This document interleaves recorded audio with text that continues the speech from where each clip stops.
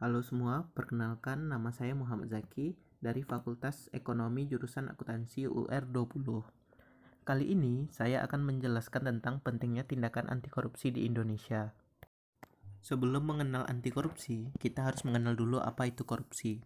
Korupsi adalah tindakan pejabat publik, baik politisi maupun pegawai negeri, serta pihak lain yang terlibat dalam tindakan itu yang secara tidak wajar dan tidak legal menyalahgunakan kepercayaan publik yang dikuasakan kepada mereka untuk mendapatkan keuntungan sepihak.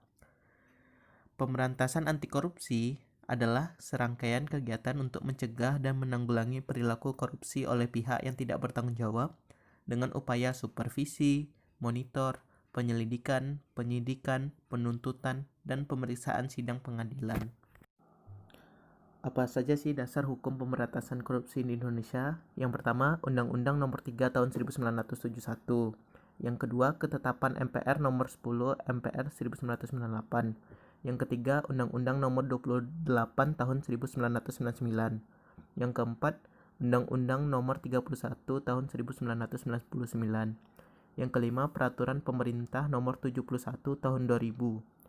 Yang keenam, Undang-Undang Nomor 20 Tahun 2001. Yang ketujuh, Undang-Undang Nomor 15 Tahun 2002. Yang kedelapan, Undang-Undang Nomor 30 Tahun 2002. Semua undang-undang tersebut menjelaskan tentang pemberantasan tindak pidana korupsi. Ada 5 kasus yang dibahas di presentasi saat ini. Yang pertama, kasus Joko Chandra. Korupsi yang dilakukan Joko Chandra kepada Bank Bali, ia melakukan pemalsuan terhadap pengalihan tagihan piutang atau KASI yang menyebabkan negara mengalami kerugian sebesar 904 miliar. Terjadi pada tahun 1999. Yang kedua, kasus Edi Prabowo. Edi Prabowo merupakan Menteri Kelautan dan Perikanan RI saat ini. Ia menerima suap dari perusahaan-perusahaan yang mendapat penetapan izin ekspor benih lobster.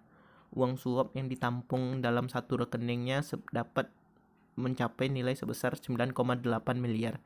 Ini menyebabkan kerugian banyak pada negara Indonesia. Yang ketiga adalah kasus Juliari Batubara.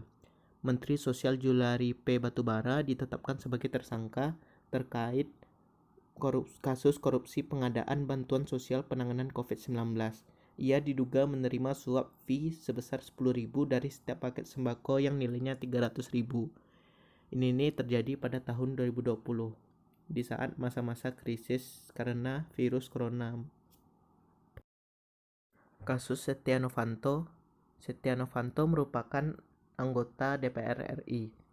Ia merupakan tersangka dari kasus korupsi terhadap pengadaan elektronik KTP. Pengadaan itu terjadi di tahun 2011 sampai 2012 yang menyebabkan kerugian negara sebesar 2,3 triliun rupiah. Kasus korupsi terakhir adalah kasus Supian Hadi. Ia merupakan seorang bupati Kota Waringin Timur. Ia terkait penyalahgunaan kekuasaan dengan menerima suap dari 3 perusahaan yang diberikan izin usaha pertambangan atau IUP. Ini menyebabkan kerugian negara mencapai 5,8 triliun rupiah. Peran Pancasila dalam pencegahan korupsi. Ternyata masih banyak pejabat-pejabat negara yang tidak benar-benar memahami apa itu makna Pancasila, makna ideologi bangsa kita sendiri. Mereka memuaskan nafsu-nafsu harta kekayaan untuk memperkaya diri sendiri. Berikut beberapa peran Pancasila dalam pencegahan korupsi. Menjadikan Pancasila sebagai ideologi pada setiap individu masyarakat bangsa Indonesia. Yang kedua, mempelajari makna dan arti Pancasila sebagai ideologi bangsa Indonesia. Yang ketiga, menanamkan ke dalam hati prinsip-prinsip Pancasila. Yang keempat, mendidik anak-anak penerus generasi bangsa bahwa pentingnya kita mempelajari Pancasila dan menghindari perilaku korupsi dan perilaku yang berdampak buruk bagi bangsa. Kesimpulan presentasi saya hari ini adalah untuk menghilangkan korupsi ini dari bangsa kita adalah dengan menanamkan arti Pancasila di hati kita. Selalu mementingkan kepentingan orang lain daripada kepentingan diri sendiri. Kita tidak boleh mengambil hak-hak orang lain. Pemerintah juga dapat membuat peraturan lebih tegas terhadap pelaku tindak korupsi, seperti negara-negara lain, yang hukuman mati atau penjara seumur hidup bagi pelaku tindak korupsi. Sebagai generasi penerus bangsa, kita harus dapat juga mengatasi masalah yang tidak dapat diatasi oleh generasi sebelumnya. kita harus menghilangkan sifat ketamakan manusia agar semua manusia mendapatkan kesejahteraannya di dunia. Tambahan, jika kita menjadi pejabat politik, kita juga harus berpikir terhadap anak-anak yang terlantar, anak-anak yang kurang biaya hidupnya, yang untuk makan aja tidak cukup. Kita harus bisa berpikir untuk menyelamatkan mereka semua dari kondisi saat ini. Sekian presentasi saya hari ini. Terima kasih telah menonton.